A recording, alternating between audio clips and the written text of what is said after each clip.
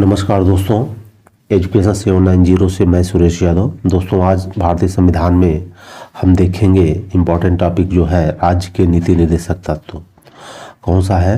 राज्य के नीति निर्देशक तत्व। दोस्तों, ये भी एक इम्पोर्टेंट टॉपिक है और यहाँ से भी प्रश्न एग्जाम में काफ़ी बनता है और इसमें वही फैक्ट लिए गए हैं जहाँ से प्रश्न बनता है। तो अगर इसको ध्यान से देख लेंगे तो अवश्य आपको लाभ करेगा। और दोस्तों, मैं ये बताना चाहता हूँ कि हमारे चैनल पे एजुकेशन 790 पे ऑलरेडी हिस्ट्री के और ज्योग्राफी के इम्पोर्टेंट टॉपिक अपलोडेड हैं और दोस्तों जाइए वहाँ पे आप देखिए, आपको अवश्य लाभ मिलेगा और अच्छा लगे तो हमारे चैनल को सब्सक्राइब करिएगा।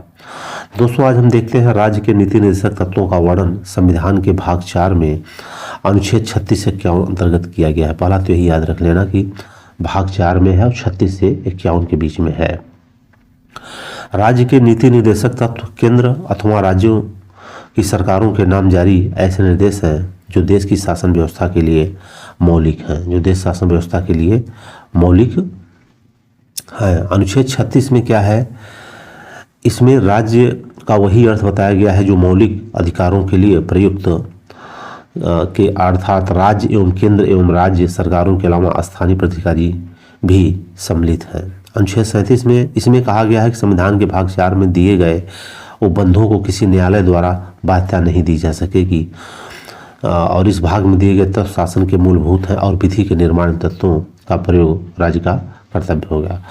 नीति निर्देशक तत्व ये है कि इसको हम चैलेंज नहीं कर सकते हैं, इसको हम चैलेंज नहीं कर सकते। पहले मैं बताना चाहता हूँ कि यह व्यवस्था दी गई है कि अगर सरकार के पास सरप्लस पैसे हैं या वह चाहती है कि इसको हम लागू करें तो वह कर देगी और उसके पास उतनी आवश्यक पैसे नहीं हैं तो वह नहीं लागू करेगी। सबसे बड़ा इसमें यही है। तो यह राज्य के ऊपर है, सरकार के ऊपर है कि वह इसको लागू करना चाहती है या नहीं कर। इसमें बाध्यता नहीं होती है। क्या होती है? बाध्यता नहीं होती है। तो अनुच्छेद 36 में जो है जो मौलिक अधिकारों के लिए प्रयुक्त है और अनुच्छेद 37 में क्या है? उपबंधों किसी न्यायालय द्वारा बाध्यता नहीं दी जा सकती। यही सबसे बड़ा है कि इसको हम न्यायालय में चैलेंज नहीं कर सकते हैं।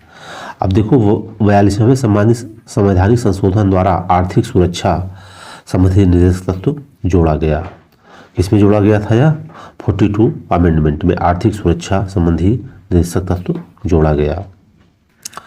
फिर अनुच्छेद 38(1) में है, अनुच्छेद 38(1) में है, इसमें निर्देशक तत्वों का सार समाहित है। इसके अंतर्गत लोक कल्याणकारी तथा समाजवादी राज्य की स्थापना के सिद्धांत को प्रतिपादित किया गया है। ये भी देखिए इम्पोर्टेंट है, ये भी क्या है? इम्पोर्टेंट है।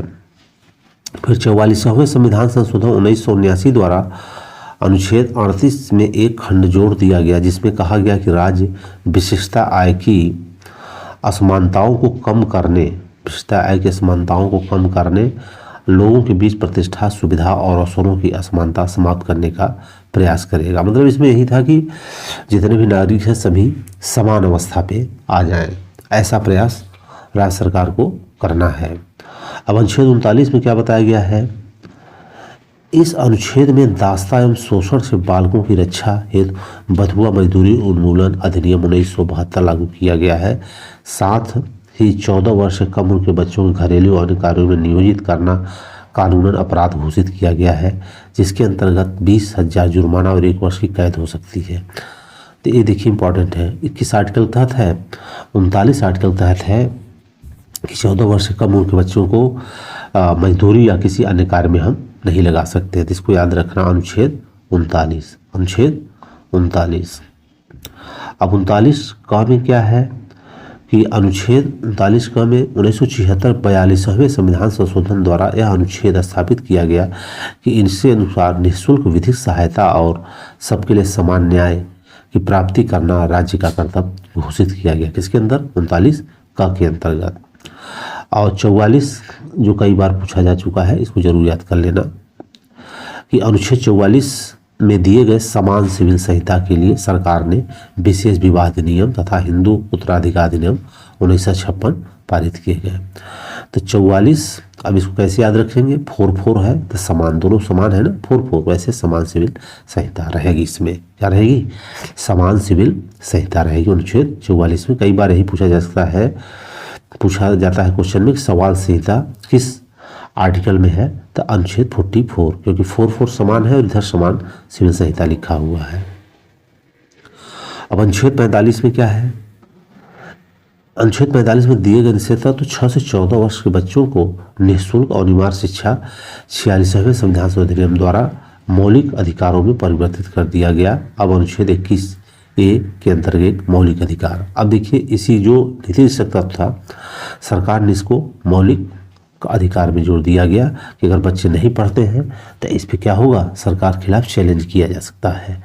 तो अनुच्छेद 45 में दिए गए निषेध तत्व 6 से 14 वर्ष के बच्चों को निःशुल्क और अनिवार्य शिक्षा को 86वें संविधान संशोधन अधिनियम द्वारा मौलिक अधिकारों में परिवर्तित कर दिया गया है। और अब अनुच्छेद 21A के अंतर्गत एक मौलिक अधिकार यह जोड़ दिया गया है।